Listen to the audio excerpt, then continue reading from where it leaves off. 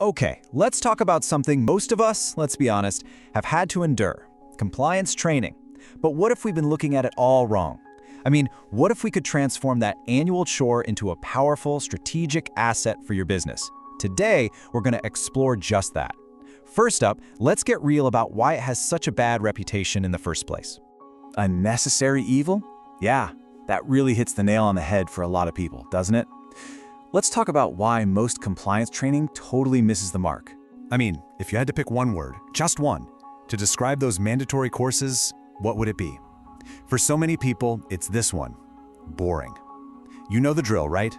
Employees just click through as fast as they can, retaining almost nothing, just so they can get back to what they see as their real work. And you know what? It's not just an employee thing. The view from the top is actually even more telling. Look at this. A staggering 74% of businesses see compliance as a burden. That's almost 3 out of every 4 companies. They're not seeing an opportunity here, they're seeing a cost that just needs to be managed. So when you think of compliance as a burden, what happens next? Well, you get this: the check-the-box approach. The goal isn't about real understanding or changing how people behave. Nope, it's simply about having a record that says, hey, training's done. It keeps the auditors happy, sure, but it leaves an incredible amount of value just sitting on the table. Okay, so what's the big deal, right?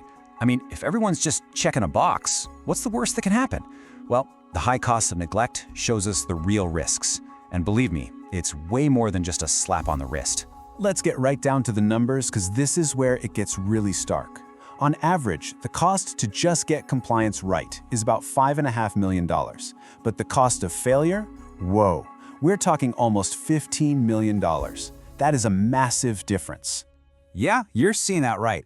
It can cost you nearly 3 times more to get it wrong than to do it right from the start.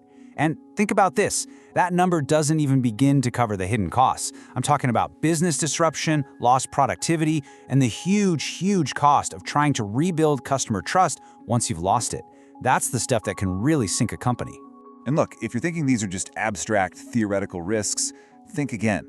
A single GDPR privacy fine hit a company for 1.2 billion euros. That's billion with a B. That is a game-changing, company-altering number. It's a massive wake-up call that treating compliance as an afterthought is a bet you just can't afford to make. Okay, so the risks are obviously huge. We get it.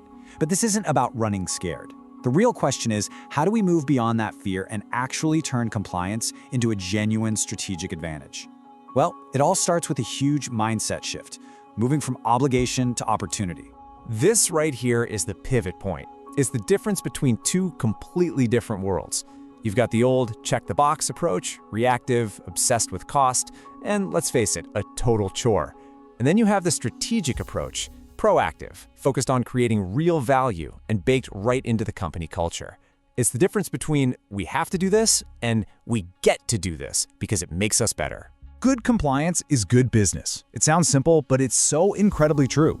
The smartest companies out there are realizing that these rules aren't just random hurdles to jump over. They're basically a playbook of best practices. I mean, think about it. When you follow data privacy rules, you're not just complying, you're building trust with your customers.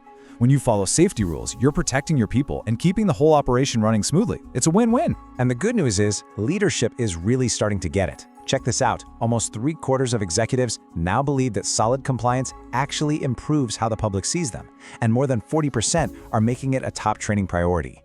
The C-suite is finally connecting the dots between compliance and the strength of their brand. That's a huge deal.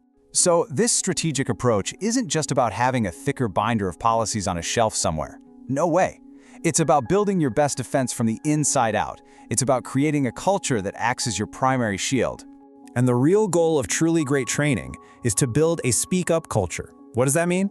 It means creating an environment where every single person feels safe and empowered to raise their hand and say, hey, something doesn't feel right here, without any fear of getting in trouble.